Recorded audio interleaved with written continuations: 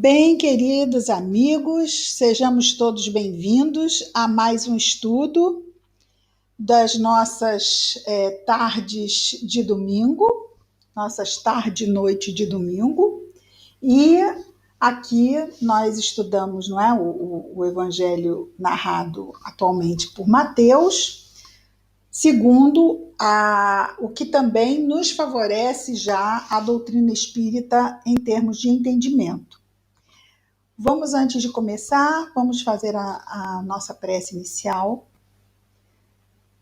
buscando nossa sintonia com os amigos espirituais que estão sempre junto de nós para nos ajudar, ainda mais quando nós buscamos nos aproximar do Evangelho de Jesus, enriquecendo assim cada vez mais as nossas vidas.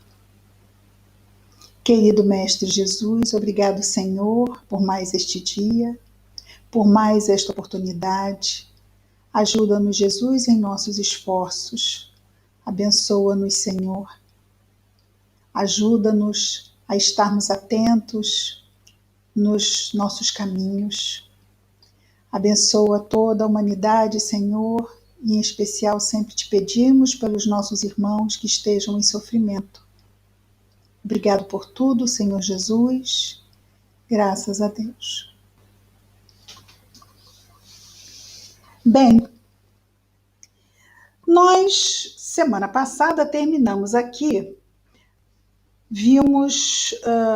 começamos a ver sobre João Batista, certo? Sobre o precursor, e vamos ver aqui, apenas ler rapidamente os versículos 7, 8 e 9 do capítulo 3 da narrativa de Mateus, para podermos então começarmos a partir do versículo 10. Então temos: vendo muitos dos fariseus e saduceus que vinham ao seu batismo, disse-lhes, no caso João Batista: raça de víboras, quem vos ensinou a fugir da ira vindoura? Produzi, portanto, fruto digno do arrependimento, e não supondes que devas dizer entre vós: temos por pai Abraão, pois eu vos digo que mesmo destas pedras pode Deus erguer filhos para Abraão. Agora começamos a partir daqui o nosso estudo de hoje. Versículo 10. O machado já está colocado junto... Oh, meu Deus. Desculpa.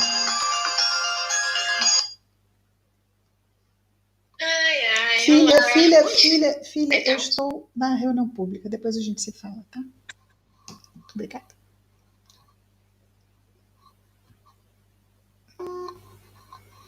E eu deixei isso ligado. Desculpem, por favor. Mas a gente tem que, quando o filho, para dar um estímulo, né? O filho ligou, a gente estimula dando um oi. Bom, vamos voltar aqui. Desculpem. O machado já está colocado junto à raiz das árvores, pois toda árvore que não produz bom fruto é cortada e lançada ao fogo. Então, aqui nós temos algumas figuras, né? Ele usa a figura do machado, que tem, então, a função de cortar a árvore que não produz fruto. Né? Cortar. E ele fala do destino ainda desta árvore que não produz fruto, que é cortar para lançar no fogo. Então, cortar a árvore que não produz fruto. Vejamos que ele está falando para pessoas, e aí podemos também nos incluir todos, não é? Que temos possibilidades amplas de produzirmos frutos. Frutos, quais são os frutos? Os frutos são algo de proveito, não é? Existem frutos que não se aproveitam? Sim, os frutos que nascem secos, que não são bons, não é?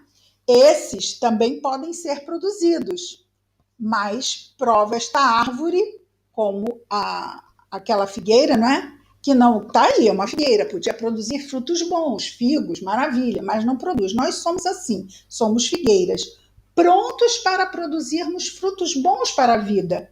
Mas ninguém vai produzi-los por nós. Isso cabe a nós. Daí o bom uso do nosso livre-arbítrio. Então, essa árvore que não produz fruto, ela não produz fruto porque não quer. Não foi porque Deus não a favoreceu, foi injusto e a coitadinha da pobrezinha da árvore não produz fruto. Não, isso não acontece. Então, quando ele diz, e é muito interessante, não é? O machado já está colocado junto à raiz das árvores. Vamos imaginar aqui não é uma floresta, mas como se diz, um pomar, né? Árvores de fruto ficam no pomar. Um montão de árvores, várias estão dando frutos, outras não. Mas ele diz que não é alguém que chega com o machado. Não, o machado está já encostado no tronco da árvore. O machado já está colocado junto à raiz das árvores. Cada um de nós, vamos dizer assim, é acompanhado. E, mais uma vez, não é uma árvore amaldiçoada, não é uma árvore não favorecida, é uma árvore invigilante, é uma árvore displicente, é uma árvore indiferente. Então, cada um de nós simplesmente vai se deparar com as consequências do próprio livre-arbítrio.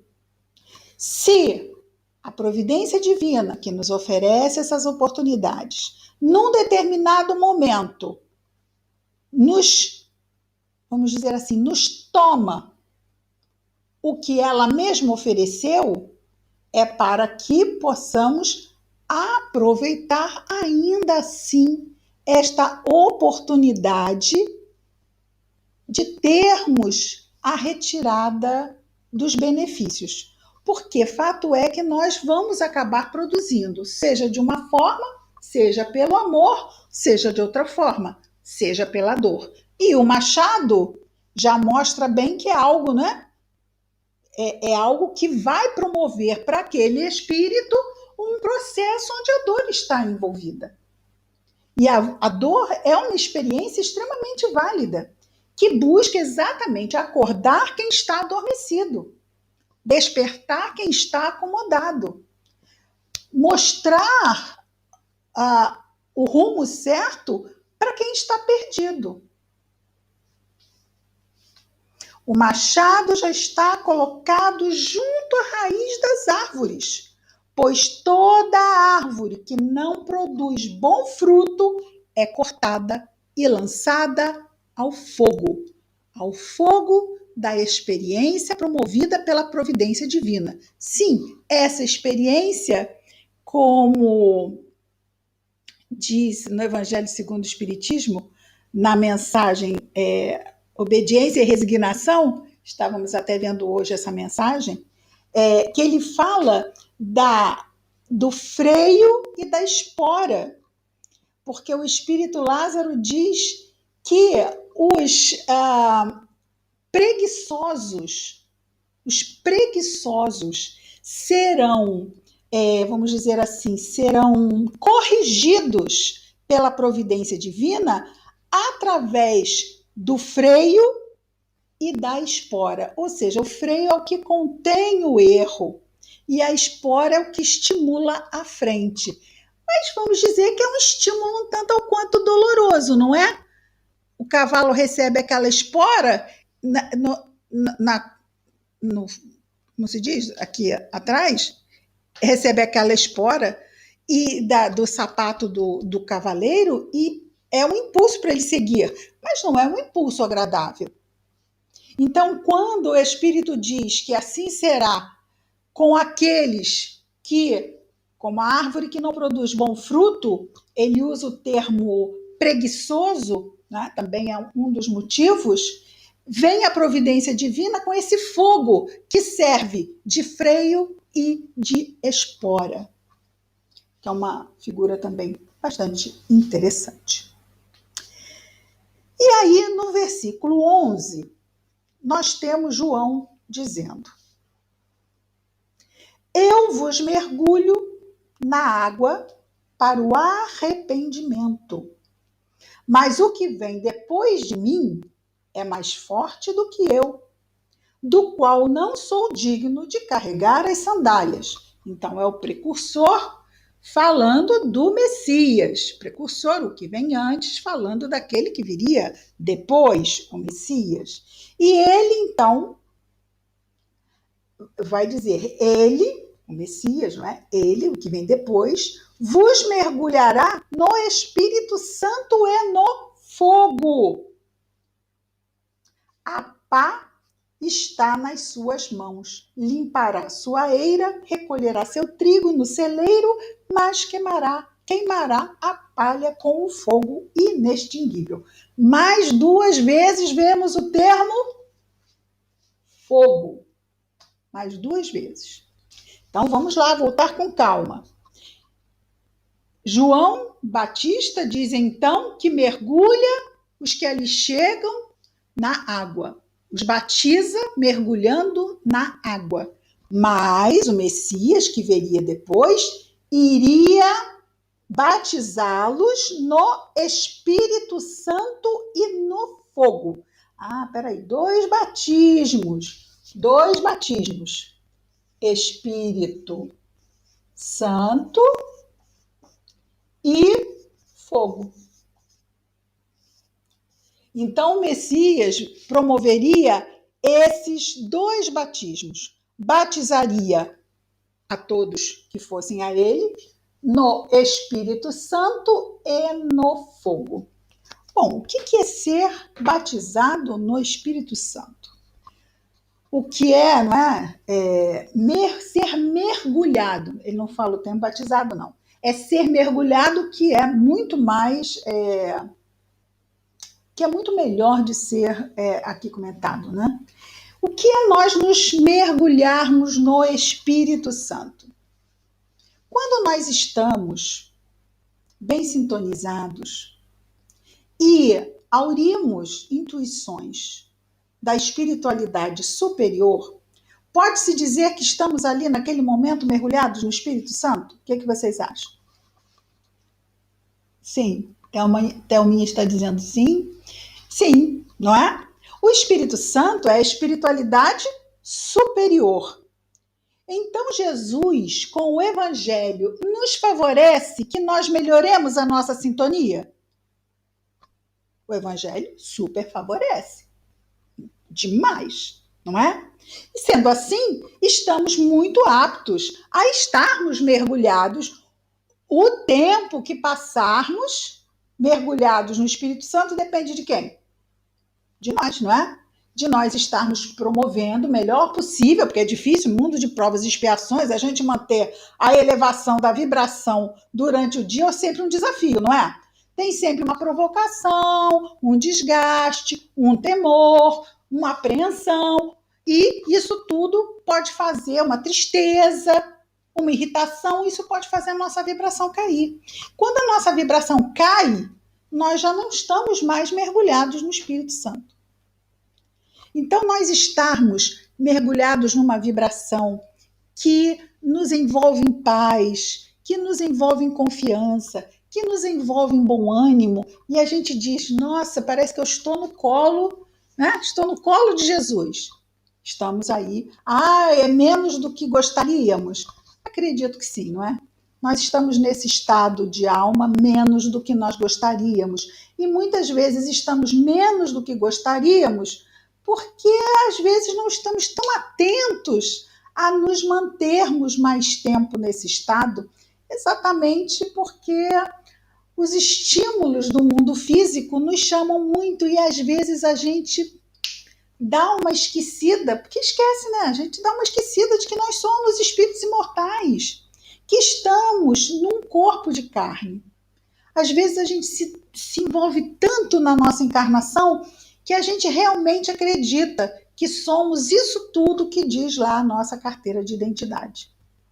Tá? Mas isso é apenas a manifestação do nosso espírito, e essa história que estamos vivendo aqui é uma história importantíssima, porque dela vai depender o nosso futuro, né? Nós somos os personagens principais da nossa história, não é? Mas é uma história, vamos dizer assim, secundária na medida em que é uma história do meu espírito imortal, como já houveram outras histórias. Eu não posso comprometer a minha jornada imortal pelos desejos temporários dessa personalidade. Não é justo, não é?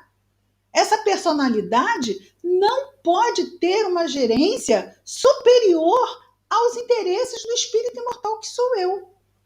Então eu tenho que manter muitas vezes a minha personalidade comedida, tipo, segura lá, Cristina, aquilo que você está pensando que você é. Você está, você não é. Você está, Cristina. Então faz o seguinte, eu vou fazer o que você quer na medida em que sejam sempre situações que venham também a contribuir para o espírito imortal. Eu não posso atender a Cristina e desatender o espírito imortal, porque eu não estaria sendo justo com nenhuma das partes, não é? É como a gente ficar tentando mimar um filho que ama muito. A gente está ajudando esse filho? Está preparando esse filho para a vida, realmente? Não. A gente não está sendo útil para esse filho, porque nós não estamos realmente ajudando. Se queremos amá-lo, devemos também aprender a dizer o quê? Não. Importante, né? Não, também, limite é caridade, não é? Vamos lá, então. Vimos no mergulhar no Espírito Santo. E mergulhar no fogo? Mergulhar no fogo é exatamente o que vimos antes, não é? É o fogo da experiência e muitas vezes é aquele fogo que vai nos fazer despertar para nós voltarmos ao quê? Ao mergulho no Espírito Santo. Então, o mergulho nas experiências que a providência divina nos favorece, e nós temos muitas dessas experiências desafiadoras, né? Que nos apresentam, vamos dizer assim, o que costumamos chamar de problema, de fatalidade terrível, coisa dificílima de lidar, mas esse fogo, ele tem, e é muito interessante, não é? Porque quando a gente vê um fogo material, aquele fogo ele destrói, não é? Ele queima, reduz a cinzas. Mas esse não é o fogo ao qual se refere João, nem fogo ao qual se refere Jesus. O fogo, esse fogo aqui, é o fogo que transforma.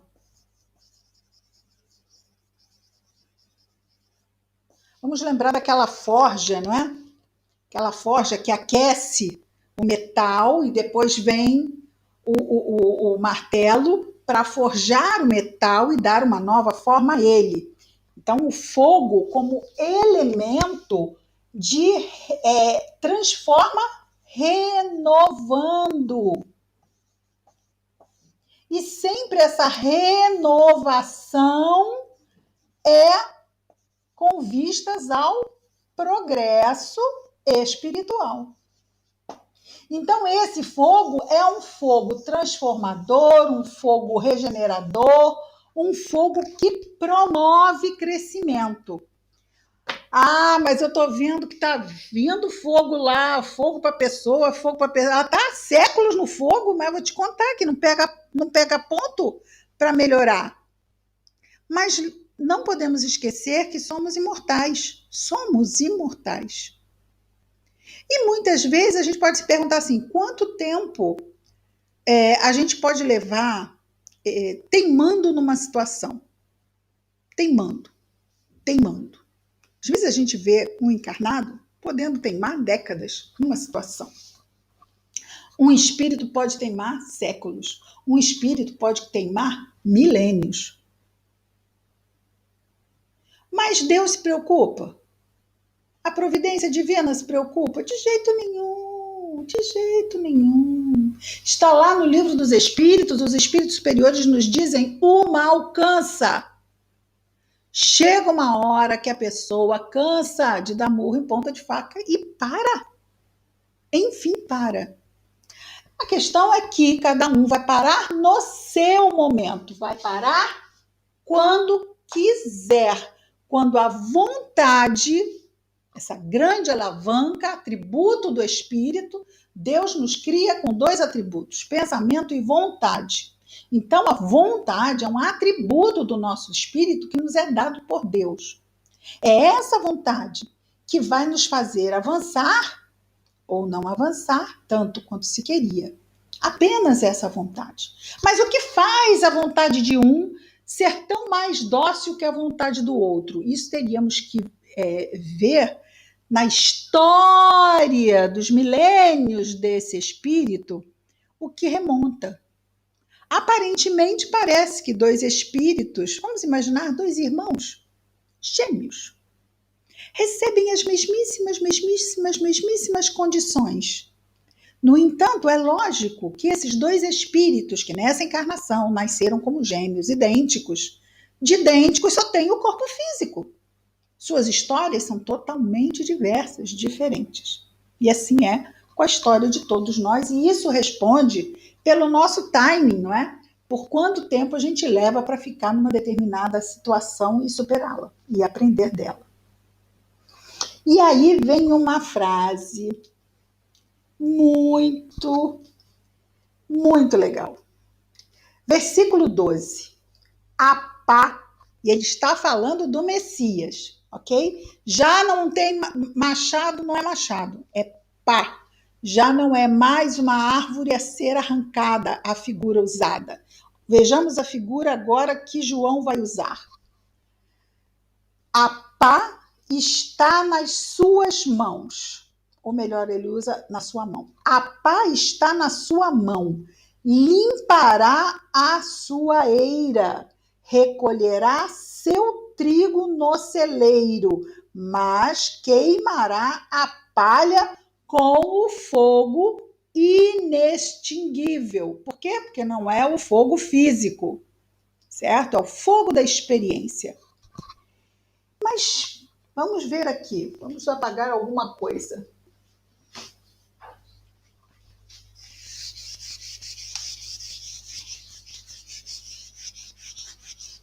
Então, o Messias, ele tem a pá. Isso quer dizer que ele tem o poder, certo? O Messias tem o poder. E por que o Messias tem o poder? Porque o Messias é Jesus, que é o governador da Terra. Então, ele tem o poder sobre todos os espíritos que estão no planeta Terra. Ele tem a pá na sua mão. E aí ele usa três verbos. Limpar, recolher, queimar. Limpar sua eira. O que quer dizer limpar sua eira? A eira é onde se coloca lá o trigo, tá? Lá na eira, quando você limpa a eira, você separa o trigo da palha. Isso é limpar a eira, certo? É ali separando o trigo da palha. Limpar a eira. Então, o primeiro verbo é limpará. Vamos colocar aqui o verbo no futuro, né? Que é o que ele usa. Azul não aparece tanto, né? Azul é ruim porque eu já apaguei e já ficou cinza. Limpará. Esse limpará aqui tem, então, o significado de separar.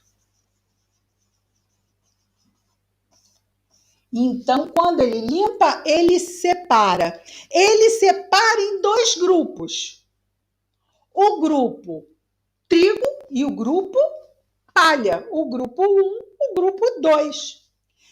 Com o grupo 1, o grupo trigo recolherá seu trigo no celeiro. E é interessante porque a eira é dele. Qual é a eira?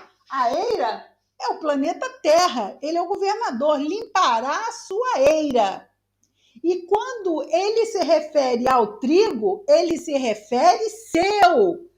Ó, recolherá seu trigo. Então, recolherá. Recolherá. Recolherá. Recolher é tomar para si. Eu recolho. Recolherá seu trigo no celeiro. Recolherá seu trigo no celeiro. Então, esse aqui é o trigo, que poderia ser comparado à árvore que dá fruto. Figurativamente, poderia, não é? Por que não? O trigo vai para o celeiro. O trigo é o grupo 1. O grupo 1 é o seu trigo. Mas e a palha? É sua? O que ele diz? Mas queimará a palha. A palha não vai mais ser sua, não é? Porque a gente sabe que num determinado momento ou a palha vira trigo, ou a árvore dá fruto, ou bem se usa o livre-arbítrio para seguir o caminho, a verdade, a vida, ou não. Ou vem o machado, ou vem o fogo purificador, o fogo inextinguível, e nós sabemos que já a vinda de Jesus há 2000 anos já é a preparação da terra para o seu novo momento. Jesus já veio, porque 2000 anos numa humanidade é muito pouco, não é? São só 20 séculos. E nós já estamos entrando num novo mundo, na Terra como mundo de regeneração.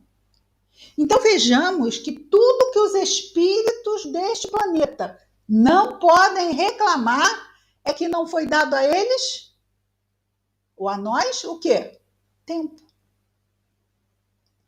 Nós estamos recebendo tempo. A mensagem está sendo dada a nós há bastante tempo. Para que nós entremos em contato com a mensagem, para que nós nos interessemos pela mensagem, para que essa mensagem nos estimule e nos faça mudar e que nós sejamos os herdeiros da terra. Mas bem-aventurança diz o quê? Quem vai herdar a terra? Os mansos. Os mansos são as árvores que dão fruto. Os mansos são o trigo do Messias. Esses vão herdar, esses são dele. Por quê? Porque ele é o governador na terra e vão ficar na terra. Vai ser recolhidos no celeiro. O que é o celeiro? Senão, o nosso próprio planeta. E o resto? Ah, coitada da palha. Não, coitada nada, gente. Por que coitadas? Continuam sendo o quê? Filhos de Deus, não é? Não são menos importantes. A palha simplesmente representa o estado em que nós mesmos nos permitimos estar. Porque não é o Messias que diz que parte é trigo e que parte é palha. A palha e o trigo estão ali. E quem decidiu se fazer trigo e quem se decidiu se fazer palha? Porque está todo mundo recebendo a mesma oportunidade. Ah, mas eu conheço fulano, não teve oportunidade nenhuma. A gente está vendo uma encarnação porque Jesus não lida com encarnados, Jesus lida com espíritos imortais. E nós já reencarnamos N vezes. E recebemos oportunidades, ora positivas, ora oportunidades negativas, porque ausência também é contribuição. Nós também estamos recebendo da providência um estímulo negativo. Quando não temos dinheiro, não temos inteligência, não temos família, não temos saúde, também não está relacionado exatamente a dinheiro, família, saúde, inteligência? Não está? Às vezes temos, não usamos bem. Precisamos aprender a usar bem. O que faz a providência? O que qualquer pai e mãe faz. Tira o benefício. Não sabe usar o computador? Está no computador e não estuda? Fica sem computador. Não é isso? Aí, não tendo computador, aprende a usar melhor o tempo.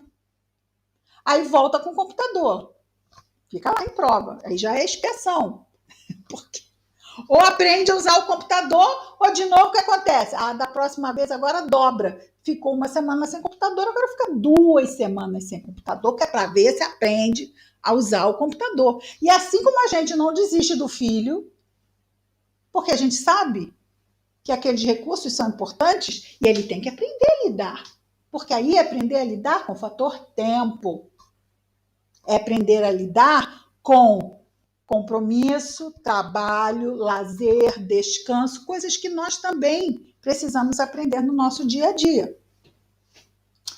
Então, o trigo, assim, estávamos falando da palha, pobrezinha da palha. A palha não é pobrezinha porque a palha continua muito bem na filiação divina. A palha vai ser acolhida, mas não no celeiro de Jesus, vai ser acolhida em outro celeiro. E vai neste novo celeiro, vamos dizer assim, receber o fogo, continuar recebendo, não é? Porque estamos recebendo, não é? O fogo o quê? Transformador, renovador. Está lá. Então, não tem essa assim, coitadinho. Não, gente, não tem coitadinho na obra de Deus. Todos nós somos extremamente especiais e importantes para Deus. E Ele não desiste de nenhum de nós. Então, enquanto aqui estivermos, seremos trigo e palha. Até que uma hora, enquanto estamos aqui, podemos ser palha que vira trigo? Podemos? Claro que podemos. Óbvio que podemos. Ainda nós temos traços de palha em nós? Eu sou quase um espantalho, né? Saindo palhinha daqui, palhinha daqui. Ainda temos palha em nós. Então, isso está misturado também. Aquele que está aqui representado na palha já tem um cantinho trigo lá, mas precisa ser um trigo suficiente para ficar aqui. É claro que não existe ninguém que não tenha suas virtudes em pleno século XXI no planeta Terra. Mas não adianta ter algumas virtudes e perseverar em crimes hediondos. Porque isso, vamos dizer assim, anula vibratoriamente mentes que ainda estão em crimes hediondos. São mentes de vibrações extremamente pesadas. Espíritos com vibrações extremamente pesadas. E quando a vibração do planeta mudar, a vibração do planeta não suportará vibrações, vamos dizer, teremos lá uma vibração mínima. Vamos imaginar que seja, tem que ter pelo menos de 1 a 10. Aí a pessoa tem uma vibração 13, 12, não fica, porque não se sustenta nesse planeta com essa vibração. É pesada demais. Então não vai precisar vir uma nave gigante recolhendo todo mundo. Porque vai ser natural, simplesmente por processos de atração. Não fica mais. Vai haver um outro planeta que naturalmente vai estar recebendo esses espíritos. E é claro que haverão espíritos, como tivemos esses espíritos superiores, que acompanharam os espíritos de capela para a Terra. Assim também haverão espíritos superiores que vão acompanhar os espíritos da Terra para o novo planeta. Então vai estar todo mundo bem. ok? E lá eles vão contribuir para o progresso do novo planeta, que eles vão chegar, né? Não é que o planeta seja novo, mas para eles será, né? Olha só que eu estou confiante, eu estou dizendo para eles, eu não estou me colocando bem, espero, né? Estamos aí, não é? No esforço. Ai, como é que eu posso saber se eu não vou virar palha? Como é que vai estar a minha vibração? A gente não tem que se preocupar com isso. A cada dia basta o seu mal. Vamos nos preocupar em viver bem o dia de hoje, porque Deus é que sabe de nós. A gente não tem que se preocupar. A gente tem que se preocupar com o dia de hoje, em buscar viver o dia de hoje da melhor forma possível. Que horas são? Bom, então vamos lá. O grupo 1 recolherá seu trigo no celeiro. Grupo 2, mas queimará a palha com fogo inextinguível. Certo? Enquanto estivermos aqui no planeta Terra, o fogo inextinguível chega em nossas vidas, nos oferecendo experiências desafiadoras que promovem mudanças. Certo? Ai, que essa dor vai acabar comigo. Não acaba. A dor não nos destrói, a dificuldade não é capaz de nos fazer sucumbir, a não ser que nós permitamos que isto aconteça. Porque, da mesma forma como vêm os desafios, a providência nos oferece lenitivos apoios e suportes. Mas isso vai depender de estarmos atentos a buscá-los, de estarmos atentos a reconhecer que não estamos bem. E às vezes precisamos de humildade para reconhecer que não estamos bem. É difícil, às vezes, a pessoa se reconhecer, a reconhecer para si mesmo que tem um problema. Eu tenho um problema com isso, com aquilo, com o outro. Eu preciso de ajuda. Para alguns isso parece muito óbvio, muito simples, muito fácil. Para outras pessoas isso é muito difícil. Vejamos agora quando Jesus procura João para ser batizado. Então, João batizava com água no Rio Jordão, aqui desenhado muito fielmente ao verdadeiro Rio Jordão. Vejamos que há uma perfeita correlação, só que não. Em que no versículo 13 temos: então veio Jesus da Galileia, aqui é a Galileia, no norte. Veio Jesus da Galileia, descendo para cá, ao Jordão, até João, para ser mergulhado por ele. No Espírito Santo? Não, para ser mergulhado na água. João mergulhava na água. Então, Jesus foi lá para que João fizesse isso então. João, porém, o dissuadia dizendo, quer dizer, tentava dissuadir Jesus a desistir dessa ideia, imagina. Eu é que tenho necessidade de ser mergulhado por ti, disse João a Jesus. E tu vens a mim? Respondendo, Jesus lhe disse: permita no momento, desta maneira, pois nos convém cumprir toda a justiça. Nos convém, por que ele envolveu João nisso? Porque convinha também a João. Não vamos esquecer que o papel de João de precursor é o único papel de destaque, fora do próprio Messias, que é predito no Antigo Testamento. Ora, o precursor foi predito no Antigo Testamento, o único personagem a ser predito além do próprio Messias. Ora, o espírito que vem como precursor não podia ser qualquer um, vocês não acham? Tem que ser um espírito muito elevado.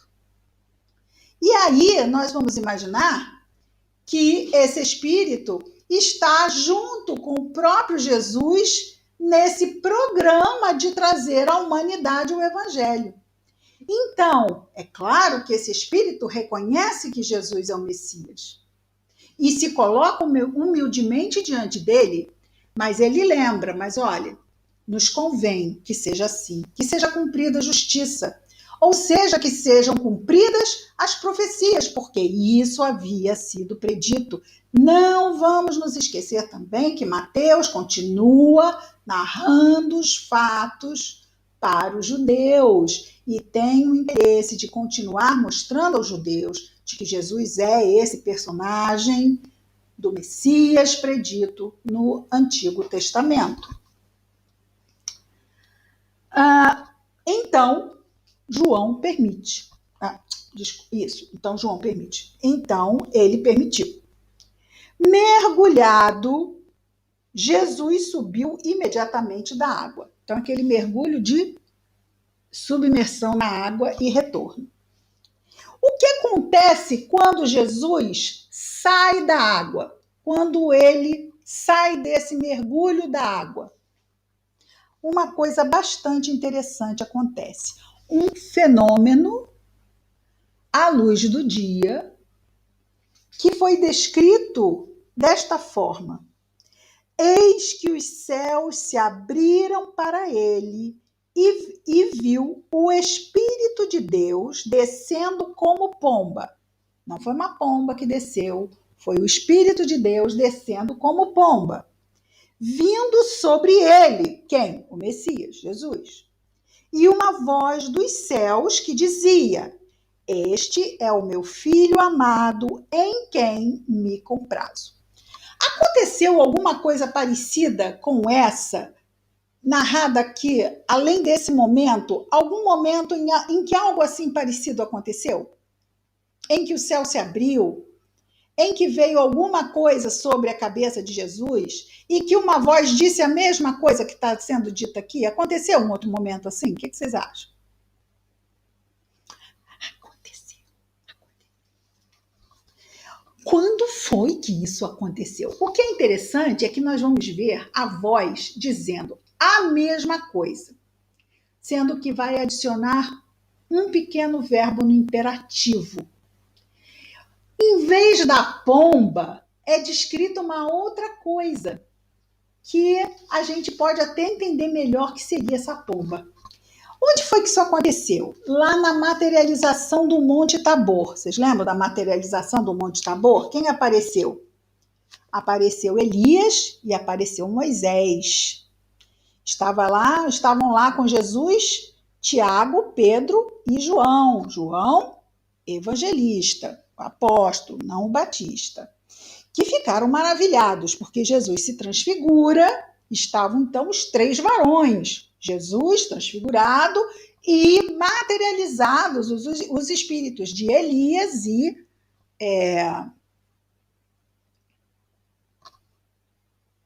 Moisés. Obrigada. Moisés, exatamente. Vejamos então aqui no versículo 5 do capítulo 17 do mesmo Mateus. O que nós temos? Enquanto falava, eis que uma nuvem luminosa, não era como uma pomba, uma nuvem luminosa. Às vezes não tem nuvens que parecem animais? Não é interessante? A gente não sabe, vai que era algum formato no céu, não é? Que aparecia como uma pomba e foi descrita lá que foi como uma pomba. Eu achei interessante isso, por isso que eu estou compartilhando com vocês. Não há provas, não filmaram, não fizeram vídeo do momento, mas o que diz aqui nesse outro momento diz: enquanto falava, eis que uma nuvem luminosa fez sombra sobre ele, sobre esses três varões, e uma voz vinda da nuvem dizia, que dizia: este é o meu filho amado, em quem me comprazo. A mesmíssima fala do momento do batismo. Sendo que essa voz diz mais uma palavra, que é ouvi-o. Ou seja, para que esse seu filho fosse ouvido. Agora, claro que era um momento bem depois a neste aqui, Jesus ainda não tinha começado a sua missão. Ainda não havia escolhido os seus apóstolos, certo? Então, esse foi no primeiro momento. Então, nesse primeiro momento, Deus desce sobre ele como uma pomba. E uma voz vinda dos céus dizia: este é o meu filho amado, em quem me compraz. O que é interessante é que há no Antigo Testamento uma chave dessa voz, uma frase-chave do Antigo Testamento, que quer dizer que é uma frase um tanto recorrente, onde nós temos meu filho, o termo meu filho tem uma indicação ao rei da linhagem de Davi, adotado como filho de Deus. Isso está em Salmos, no capítulo 2, no versículo 1, lá no Antigo Testamento, então. Vejamos, há mais uma prova, vamos dizer assim, de que esse Messias descende da linhagem de Davi. Então tá tudo bem, é Jesus, realmente descende da linhagem de Davi. Daí o termo ser o mesmo termo que também se usava lá no Antigo Testamento. O que acontece agora? Uma passagem que particularmente eu gosto demais. Me diz assim, qual que você não gosta? Essa eu gosto muito. Nós temos tempo. Temos sim. Ou não. A tentação do deserto. Porque esse espírito que desce sobre Jesus como uma pomba, ele não vai embora. Ele não vai embora. Ele fica com Jesus. E vai com Jesus ao deserto. E fica no deserto 40 dias. Durante este período, Jesus tem contato com o que Mateus chama de diabo, demônio, diabo. Então, Jesus foi conduzido pelo Espírito ao deserto para ser tentado pelo diabo. Vamos parar, né? Tentado pelo diabo, Jesus, tentado pelo diabo. Não vamos esquecer que quem está dizendo isso aqui não foi Jesus, né? Foi o evangelista. E vamos combinar que o diabo devia bem estar achando, né? Que Jesus estava ali para ser tentado por ele, não é? O diabo disse, pô, agora chegou o cara aí e eu vou tentar esse cara porque ele vai acabar cedendo, vai cair na minha, né? Porque antes de chegar Jesus, a luz desceu à terra. Quando Jesus veio até nós, a luz desceu à terra. Aí a gente imagina, eu gosto muito de falar desse período, quase ontem que a gente estava no meio da escuridão aqui, era um vulco-vulco, nem era ninguém de ninguém, era uma assombraria para tudo que era lugar. Hoje nós temos nosso lar no umbral superior, olha que bacana. Lembrar que nosso lar foi fundada depois que os portugueses chegaram aqui. Antes haviam colônias espirituais que recebiam os índios bem vamos dizer assim, na ideação indígena, não é? Mas vamos pensar 2000 anos atrás, como é que era um umbral de 2000 anos atrás? Tinha um umbral superior, um umbral médio, um umbral inferior? Devia ser tudo umbral inferior, não é não? Porque devia ser muita sombra, a coisa que estava entregue à inferioridade. Jesus veio mudar o paradigma deste planeta. Agora, já estávamos há 1500 anos com 10 mandamentos. Só 10. 10 mandamentos. Moisés, num esforço hercúleo, falou, esses 10 não vão pegar. Vou precisar fazer um montão de leis para segurar esse povo que ainda está muito animalizado. Então, a lei mosaica teve a sua importância. Por quê? Porque aquele não matar, não cobiçar, respeitar pai e mãe. Ainda está difícil nos dias de hoje? Imagina nos tempos lá de Moisés, quando eles chegaram. E depois esses 1.500 anos. Então Jesus já veio, quando veio e trouxe o evangelho, já foi para o próximo período, para os próximos 1.500, na verdade, né? Para os próximos 1.800. O evangelho, ele não desdiz uma palavrita dos 10 mandamentos. Ele amplia e aprofunda. A doutrina espírita não desdiz nenhuma vírgula do evangelho. A amplia e aprofunda, dando a nós essa capacidade de aliarmos a nossa razão e fortalecermos a nossa fé. Vamos deixar essa maravilhosa experiência no contato com os espíritos que estavam dominando o planeta até a chegada de Jesus. Então, eles têm sim uma posição de quem estavam se achando. Jesus entende e trata de conversar. Aqui, na figura desse diabo, provavelmente simplesmente sendo o que estava à frente, talvez, desse grande grupo que dominava as sombras no mundo. Mas esta parte, que inclui alguns versículos, nós vamos então deixar para a semana que vem. Vimos hoje, então, até o versículo 17. Então, fomos do 10 até o 17. Nós vamos fazer a prece, depois eu vou desligar e a gente, se tiver alguma dúvida, comentário, a gente conversa no final, tá bom? Querido Jesus, obrigado, Senhor, pelo teu evangelho, Senhor, e pela doutrina espírita que tanto nos clareia o nosso entendimento. Fortalece-nos e abençoa-nos em nossa jornada, Senhor. Que as tuas bênçãos de paz estejam sempre em nós e entre nós, hoje e sempre. Graças a Deus. Vamos terminar aqui.